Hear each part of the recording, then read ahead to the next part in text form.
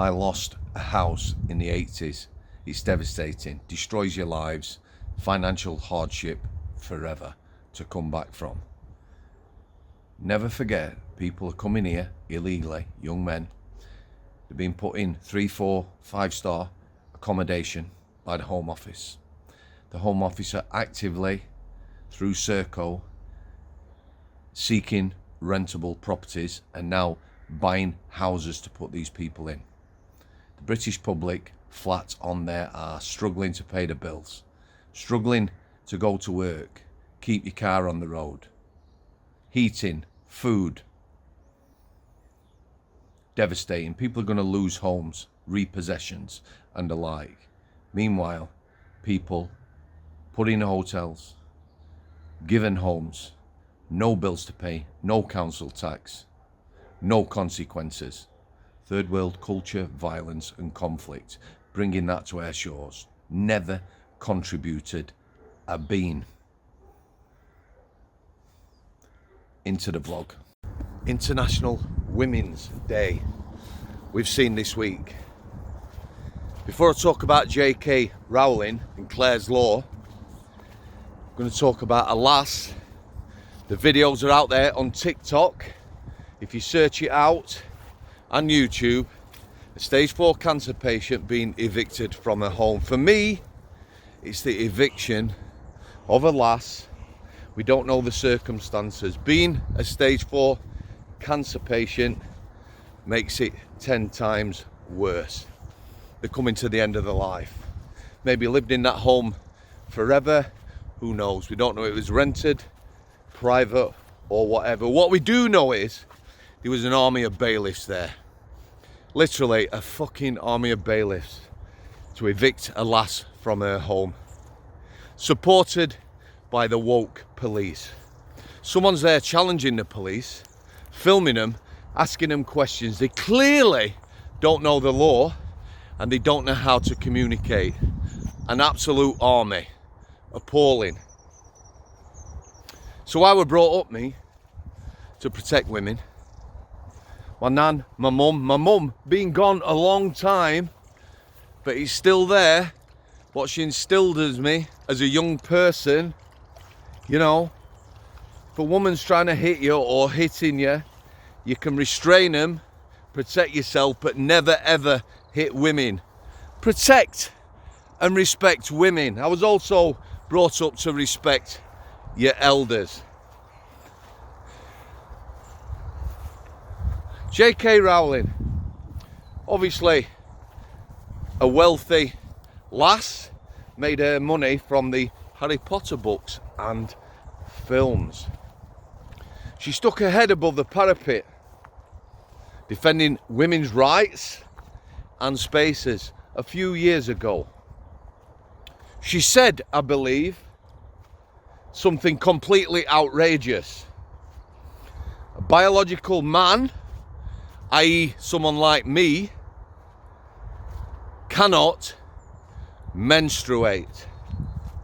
Cannot menstruate. Now, I bled in my life. I bled in the prison service when I was assaulted. Stamped on at rugby. Car crash. Cut. Motorbike crashes. But I can't and never will ever be able to menstruate. That's simply a fact. Facts, truth, science, biology. She also did something extremely outrageous in Scotland, I believe.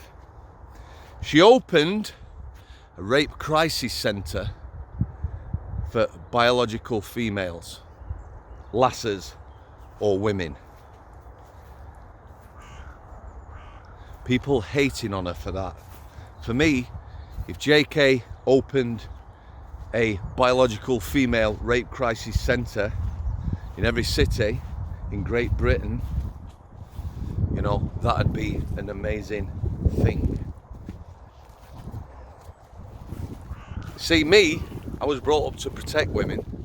A certain protected group that she's found herself coming up against.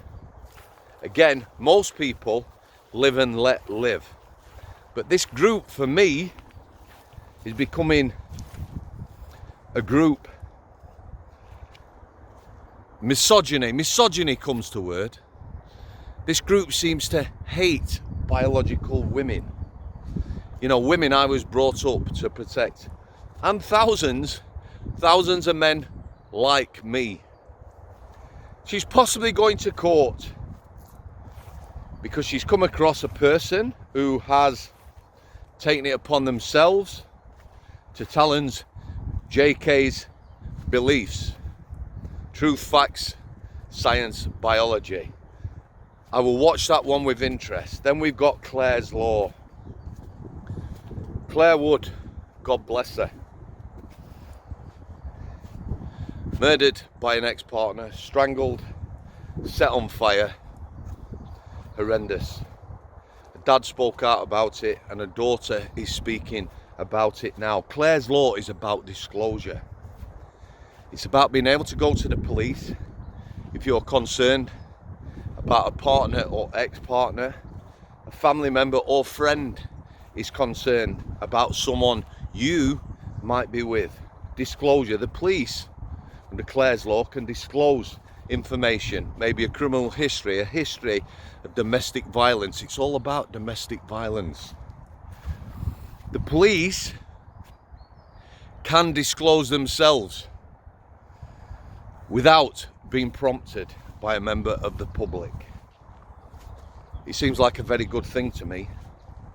I know we're all about freedom of information and everything else, but if I was on a national register, it wouldn't bother me. Again, Big Brother and all that, I completely understand. I'm not saying that, but I've got nothing to hide. My DNA nor record. Although some of you might see me being a criminal, the fact I was a prison officer and part of the problem, which I wasn't. I help people. I know that now. But let's not forget, police forces, some have carried the torch of Clare's Law and are doing a good job.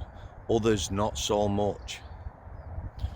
Long waiting times, in some cases, requests not being answered. If police haven't got the manpower, let's get some civilians, let's get something organised, you know, a central office, a bureau, and let's deal. Let's deal with these things, these issues. Let's get these disclosures out there and let's protect people. Let's protect lasses, but also lads.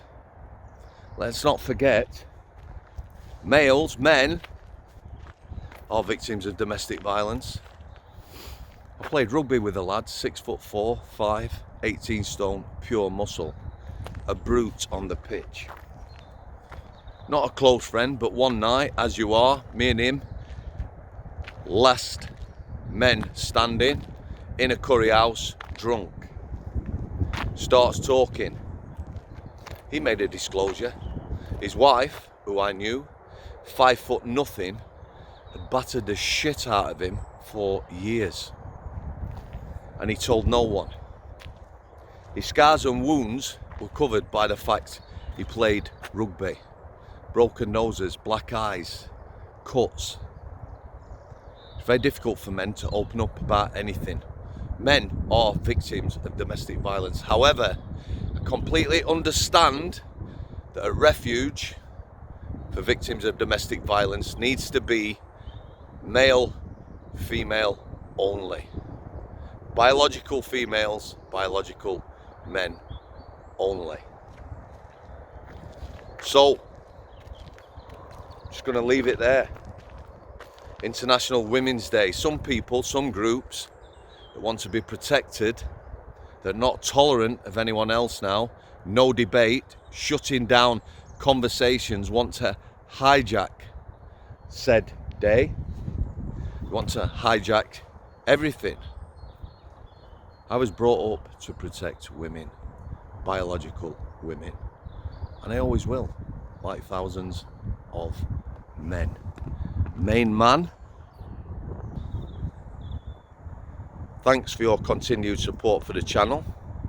Hopefully I'm going to be interviewing a young man in the next week, an ex-prison officer. Just finished. It almost killed him. He's angry and he's going to put it out there. He's going to tell us exactly what it's like now, both in the male and female prison estate. The abject failings. Stephen, selective deafness, main man, thanks for coming. God bless you all. I'll see thee.